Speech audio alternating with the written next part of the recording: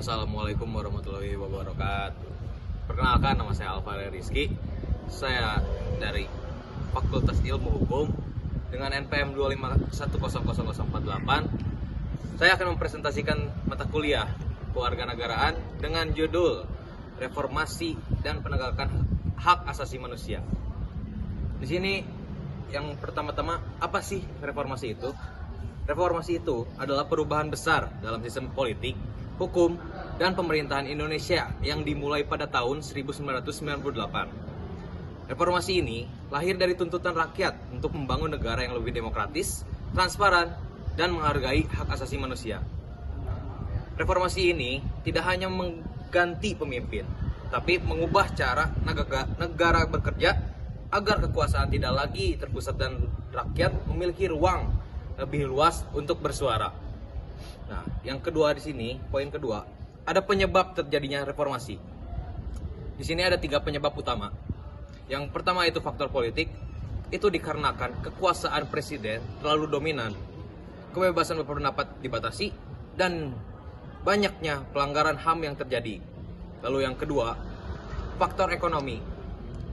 Faktor ekonomi ini terjadi karena krisis moneter 1997 yang membuat harga melonjak, kemiskinan meningkat, dan rakyat semakin tertekan.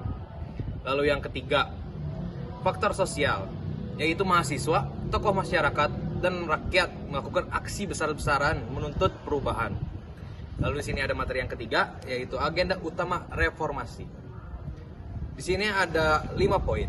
Yang pertama itu amandemen UUD 1945 untuk membatasi kekuasaan presiden dan memperkuat peran DPR. Yang kedua itu kebebasan pers. Kebebasan pers ini media dapat mengkritik pemerintah tanpa takut untuk ditekan. Lalu yang ketiga ada reformasi TNI dan Polri, memisahkan fungsi pertahanan dan keamanan. Yang keempat, pemberantasan KKN agar pemerintahan lebih bersih dan transparan.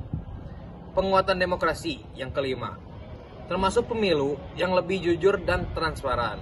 Nah, di sini ada hak asasi manusia materinya. Dan itu yang pertama ini ada pengertian. Apa sih hak asasi manusia itu, atau biasa disebut HAM? Hak asasi manusia adalah hak dasar yang melekat pada setiap manusia sejak lahir.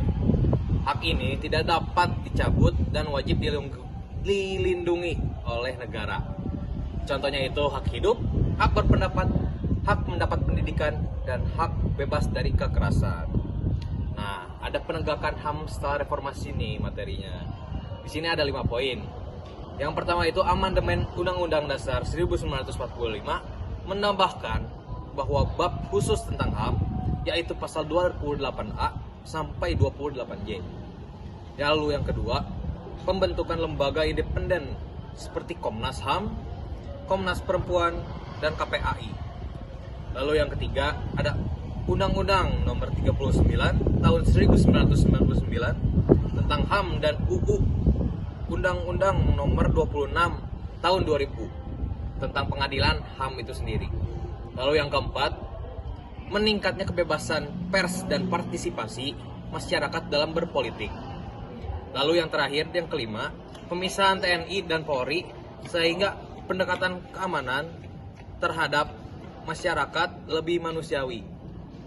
Nah, di sini ada materi yang keenam dan yang terakhir, yaitu tentang tantangan penegakan hak asasi manusia ini. Di sini ada 5 tantangan. Yang pertama itu penyelesaian kasus pelanggaran HAM berat masa lalu.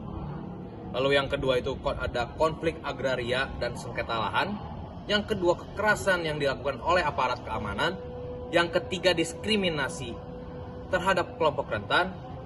Dan yang terakhir ada penegakan hukum yang belum sepenuhnya adil. Itu sekian dari materi-materinya, dan saya bakal menyimpulkan sedikit dari yang barusan saya paparkan. Kesimpulannya ini, reformasi 1998 ini menjadi tonggak penting yang membuka jalan bagi demokrasi dan penegakan hak asasi manusia di Indonesia ini. Banyak kemajuan yang telah dicapai, tetapi masih terdapat pekerjaan besar yang harus kita lanjutkan bersama-sama. Semoga dengan memahami sejarah reformasi dan pentingnya HAM, kita menjadi generasi yang lebih sadar, kritis, dan berani memperjuangkan keadilan. Sekian, terima kasih. Wassalamualaikum warahmatullahi wabarakatuh.